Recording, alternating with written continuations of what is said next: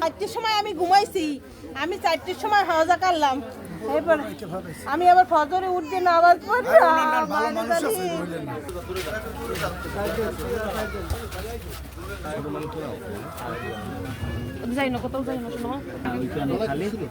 গলায় কিছু ছিল কিনা আমরা জানি না, একটু ডাক দেন তো পাখিরে।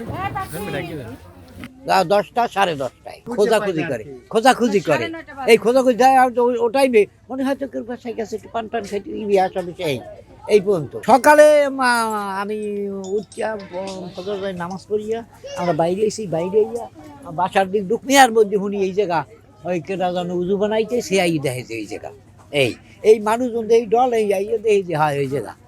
যে তার মেজো ছেলে ওই যে RFC-তে চাকরি করে, তো রাত্রে আসার পর 9টার পর ঘরে দেখা গেছে মায়ার নাই কালকে।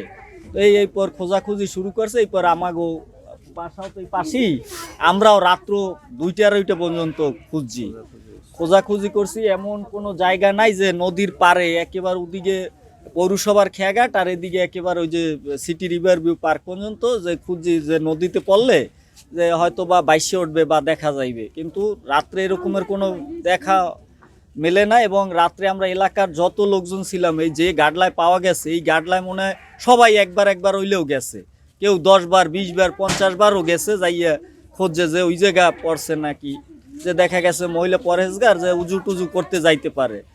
তো এরপর আমরা সকালবেলা এই ফজরের আগে এরকমের চিৎকার শুনি যে এরকমের পাওয়া গেছে।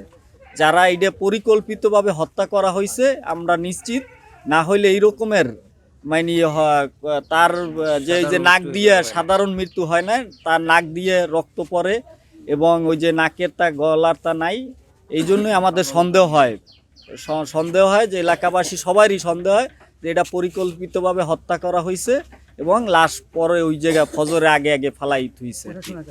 অদ্য সকাল 7টার সময় আমরা সংবাদ পাই যে পৌরসভার খেয়াঘাট নূতনচর এলাকায় গাটলার পাশে একটি বৃদ্ধ মহিলার লাশ ভাসতেছে।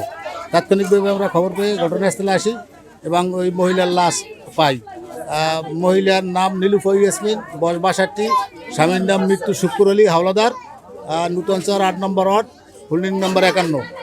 এ ব্যাপারে আমরা লাশের পোস্টমর্টম রিপোর্টের জন্য মর্গে প্রেরণ করব।